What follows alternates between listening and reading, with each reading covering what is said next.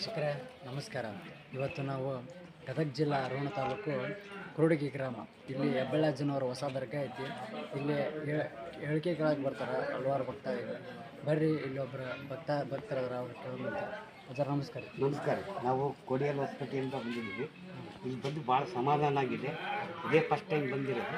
ಆದರೂ ಸಹ ನನಗೆ ಭಾಳ ಒಳ್ಳೇದು ಅನಿಸ್ತು. ಅಜ್ಜಾರ ಇದ್ರ ಬಗ್ಗೆ ಏನು ಕೇಳಿದ್ರಿ ನಾವು ಯೂಟ್ಯೂಬ್ನಲ್ಲಿ ಬಂದಿತ್ತು.